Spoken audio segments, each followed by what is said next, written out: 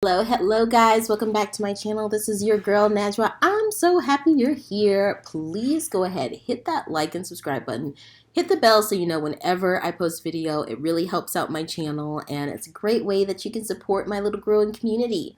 So guys, what Michelle Obama said, what Barack Obama said, I love it, I love it, I love it. Why? I mean, of course, the kind of trashy media that loves to vilify black people, brown people, LGBTQ people, women, whatever, it'll probably take that and spin it and say, oh my God, they've had a dysfunctional marriage built on the foundation of abuse and terrible, terrible connection. And you know what? I thought it was wonderful what they said. And for those of you who aren't completely updated on what happened, this is going to be a short video. It was just my thoughts when I saw this in passing. So basically, Michelle Obama said, and this is loosely quoted, she said, like, I did not like Barack for like 10 years of our marriage, you know?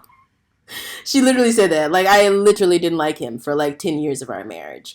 And I feel like only people who have been married will really understand that. Because marriage is not always lollipops and rainbows. It's not. It's not. Like, truly, you are on a growth route, a growth journey with two people. Sometimes you're growing at the same time. Sometimes you come, with different sort of levels of growth when you get there. Sometimes you're super tracked into growth. And, the playing field isn't always the same, especially for men of color. Barack Obama is a man of color, and he's a mixed race man. So, he has the generational trauma, the sort of systemic trauma, the societal pressures, that he faced. Even as someone who was the president of the United States of America, he still faced, racism, prejudice, not sexism, microaggressions, like it's just, yeah, that stuff exists. And, even just speaking in terms of gender, the pressures that are put on men to not show their emotions and to have stick their lip up and just do their work and put their head down and do their work.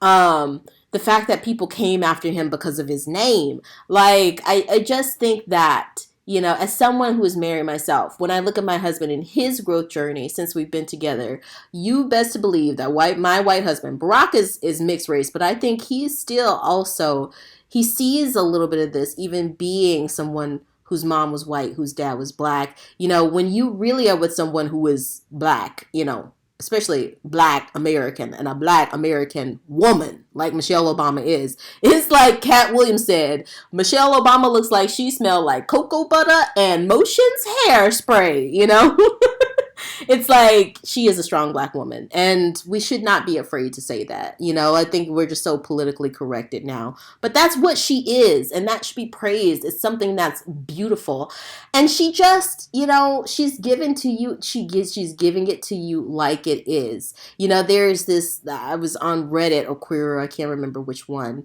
and I think the question was something like, "Why are men so aggressive? Why are men so pumped up all the time and, but emotionally sort of exacerbated and agitated and pumped up sometimes, at other times totally cold and detached?" Or I don't remember. I feel like that was kind of the train of thought with this question.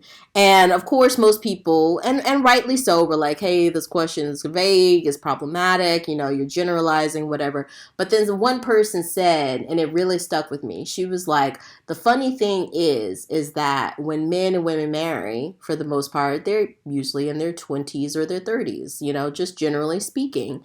And then, and not men and women, when people generally are married. But in this context, I'm specifically speaking towards men and women, but I think it can also apply to relationships between homosexual men, because I'm speaking more specifically about the male experience, and sort of how that is perceived to us women. Because sometimes it's like they say, men are from Venus and women are from Mars. It's like we don't always completely understand each other on this really basic human level, and how we deal with emotions. It's the subject, the topic of so many self-help books and YouTube channels. And, that's really all it is. That's all we've been trying to do since millennia. It's just hook up, click together, put the puzzle pieces in place. And For us to not recognize that there are some inherent differences between men and women, that would be problematic. We don't want to be so politically correct that we just forget human nature, which is what I think is happening in most places where the world is running and spinning out of control and catching on fire and just swirling down the toilet drain. I think that's what it is too much of a use of our brain, in the logical linear fashion, and not remembering that we're just human beings. Like, there is a sense of connection that's always calling to us from nature, from our other human beings. And when you put the Queera or Reddit user said, when you put a man and a woman together in their 20s and their 30s, they're young, they're different people from who they'll be when they're 40, 50, 60 years old. And I can attest to that just from observing my parents, my grandparents, aunts, uncles, things like that, but also in my own marriage. I'm 31, my husband is 28, we just got married this past year. So, check back with me in 10 years, but I'm pretty sure this is really the route that a lot of marriages head on, which is where later on in life, let's just say, maybe in that golden stage of life, or even in sort of the midlife sort of area, like in your late 40s, your early 50s, the Reddit, the forum user said, you know what, men and women, they sort of meet each other. They meet each other halfway at that point, at that late 40s, early 50s period, where they've sort of had the time to listen to each other and really understand each other. But that's not just it. She also spoke of a physiological element of it. The fact that as men get older, they lose testosterone. And I know a lot of men out there are just going to cringe at that. Ooh, no, don't talk about that day, that sad day. But it happens. They get lower and lower levels of testosterone. And that blood, that dark, veiny, warm blood that's pumping through their veins, that's got them all pumped up and aggressive and, saying stuff that makes you feel objectified or some type of way or, gaslit, whatever. A lot of those hormones start to, decrease in their bodies, and they, for lack of better terms, become a little bit more attuned to their feminine side. What is their feminine side? Being in touch with their emotions, communicating about their emotions, less about logical and linear things, more about emotions, more consideration for others. And it's true, it's chemical. I've watched this. I've watched many men in my life who just, with age, they do calm down a bit and they do become a little bit more in touch with the women, or if you're in a homosexual couple, that's of course wonderfully fine, the men, or the transgender woman, whatever the dynamic may be. We don't discriminate here, but I'm specifically speaking more towards heterosexual. But I think that these spaces of speaking in terms of energy, masculine and feminine energy, a man can have a whole bunch of feminine energy. A woman can have a whole bunch of quote unquote, what historically has been labeled feminine energy, masculine. It can switch, between the genders. But I think that Michelle Obama saying for like 10 years, I really did not like Barack. That saying for 10 years, yes, he was a spoiled doggone brat. He was a spoiled little entitled boy in a man's body. And I'm sorry, men, do not take offense. I love you guys. I love you guys. And the same way that feminine energy can have its childishness to it, can have its sort of growing pains and flaws that sort of get them to that level of maturity, because femininity, there can be a lot of toxic femininity as well. But we know about toxic masculinity and what it can do, because men hold the most power in society. No matter how much men are going to university less, in the workforce less, whatever you want to say, getting married less, we still live in a patriarchal society. And men, you all, just based on your physiological self, same way as women, we don't just hit 20, 25, 30, and all of a sudden, we don't hit 20, 25, 30, and all of a sudden, we're more kind, we're more patient, we're more compassionate, we're better at making love, we're better at communicating with our significant other or our wife or our husband. No, it grows with maturity. And I'm sorry, man, but it's like that whole first 40 years is like you are at war with your testosterone and with yourself. The most toxic of masculine sort of personas we want to speak towards. Now, I'm not talking about, Barack Obama's an awesome guy, but even an awesome guy has testosterone pumping through his body.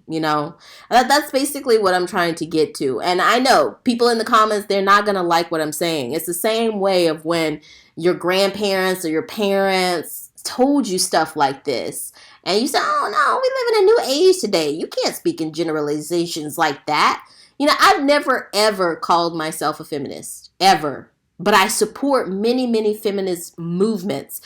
I've never called myself a feminist just because I don't like labels. Like, I am too uncomfortable with labels. I'm so wishy-washy on labels like that. But, I do want women to be respected and revered and have grace in society. I want them to be respected and earn the privileges that they deserve within the workforce, within government, within administration, on the street, literally just walking down the street. I don't want to be subjugated to, someone disrespecting me, disrespecting my body because we live in what has historically been kind of a patriarchal, sexist society. You just, at some point, you got to take all the political correctness out of it, and you got to remember we're human beings and just accept that. Accept that we come from a place of emotions, even men. And so maybe, just maybe, Barack Obama grew and matured and became wiser over the years. And that's really how marriage goes. It's not gumballs and lollipops and gumdrops all the time. It really is not. It is serious, serious personal growth alongside, hopefully, the person who you love the most on this planet.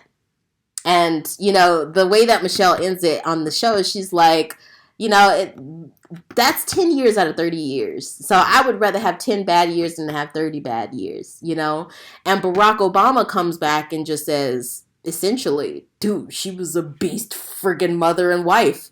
Like, I don't know what else I could ask for. And if she says for 10 years I was a friggin' butthole, I probably was. And, I'll work every day to sort of make up for that disparity. I feel like that's the type of wisdom and humility. I think humility is a word. That's the type of humility men can really bring to the table after they've kind of left their quote unquote prime. And I'm going to say quote unquote prime because I know we're all so sensitive about using the word prime. But guys, let's just be honest with ourselves. Taking all the tabloids away, trashy media,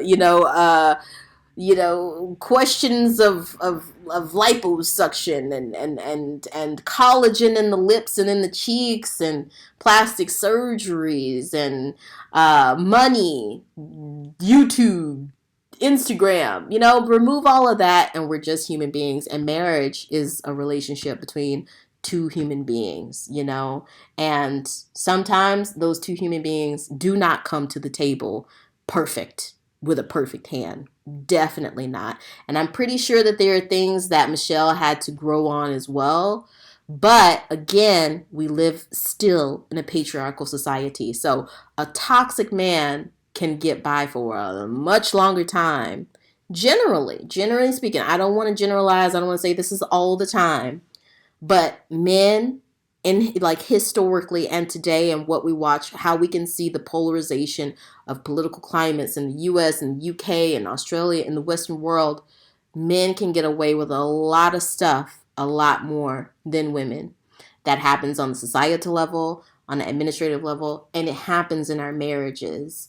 But I think a small collective of men like Barack Obama, like my awesome husband, they're waking up to the fact that, dude, we can be better than this. We got to be strong men, and not just strong with our bodies, but strong with our emotional intelligence, strong with our intellect to keep up there with our woman, strong with our bonds, with that desire to really cultivate our family bonds, our marital bonds, talking stuff through, not flying off the handle when you just feel like automatically your wife or your spouse is criticizing you.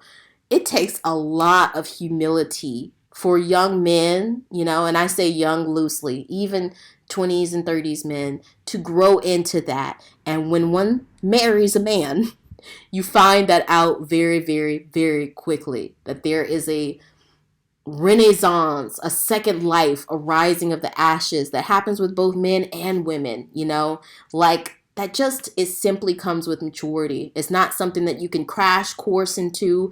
It's not something that anybody is just like amazingly blessed with at birth, which I do think some of us are young people who have old souls. I definitely think I'm one of them.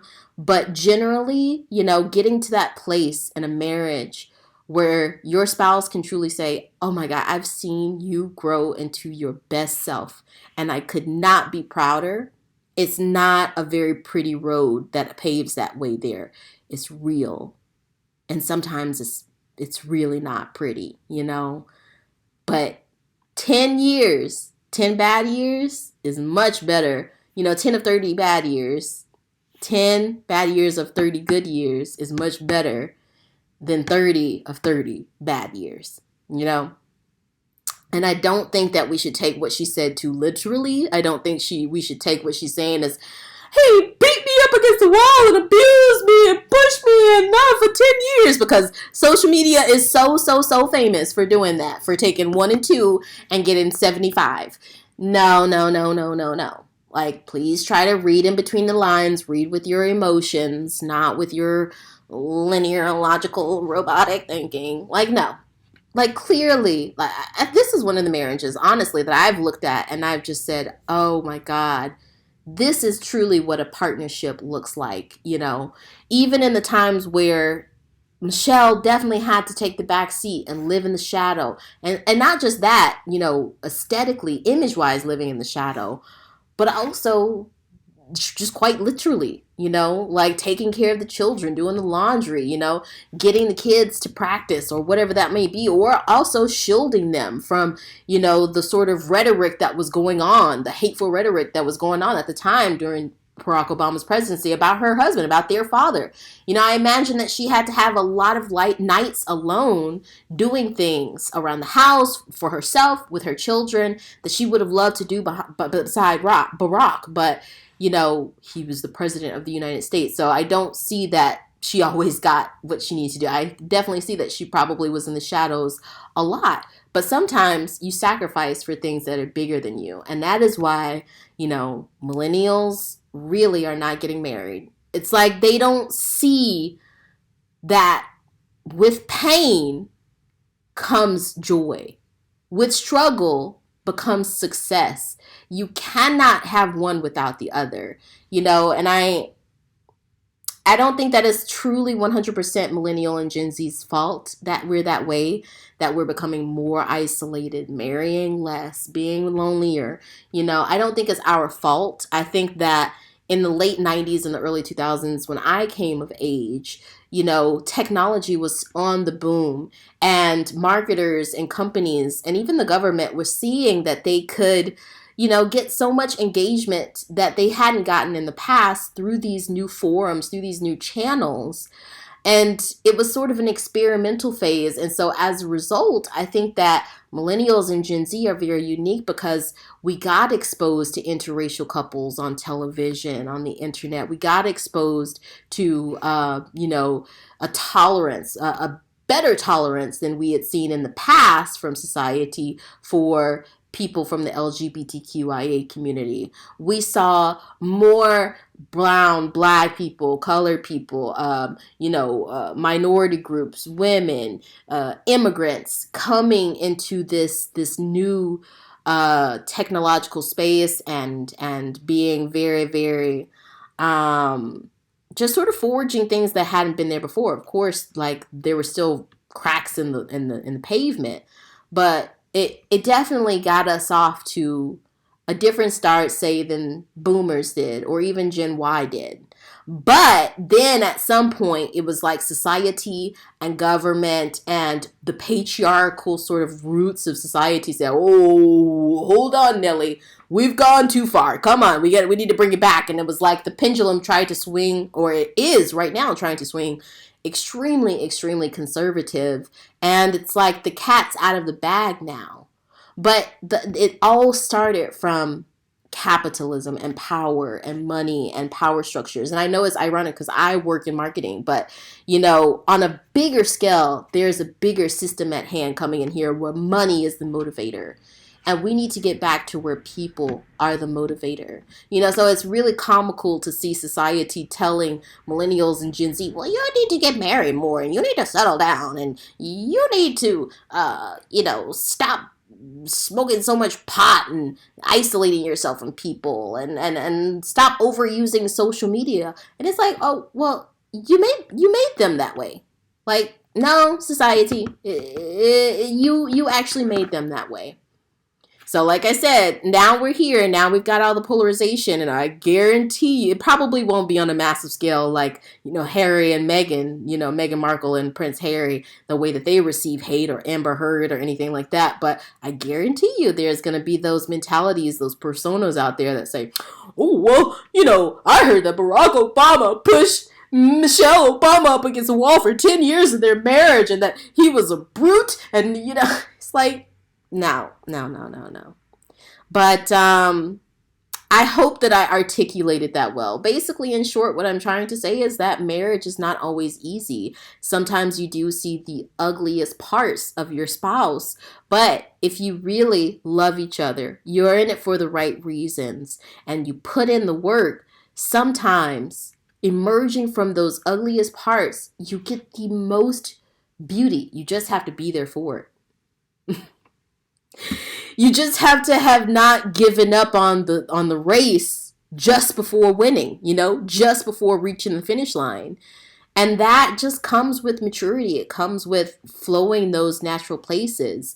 And men today, I know that you got sold a dream. I know that technology and maybe even sex before you were really mature enough to handle it, or capitalism when you really hadn't marked your place in your own career, even given your own footing, but still you had at your disposal PlayStations and all. Maybe that really forced a bunch of pressure upon you before you were really ready. And I get that. But you know what, men? Right now, you guys are our kings, our princes, our warriors, men of all races, colors, dynamics. You're being called to step up. Forget about the polarizing media. Forget about this linear, individualistic thinking that leads to nationalism, like white nationalism, like even Mexican white nationalists running around here. Like, abandon that stuff, and really, really cultivate who you are on the inside. Try your very best, even if it takes 20 years, 30 years, continue on that path to become that best version of yourself. Somewhere along the way, you're going to meet someone who wants to travel that journey with you for good or for worse. But you got to be resilient. It doesn't happen overnight.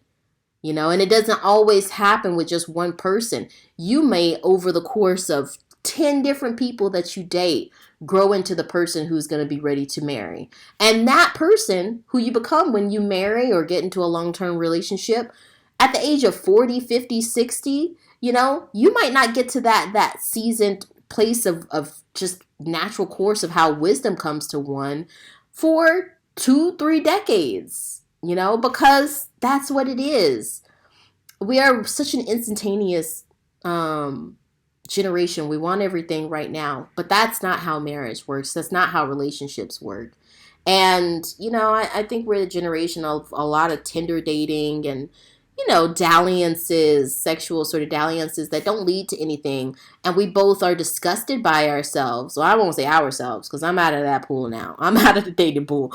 But, you can be both disgusted with yourself for kind of playing into this cultural norm, that's been defined for us and that we've sort of taken and continue to define it for ourselves.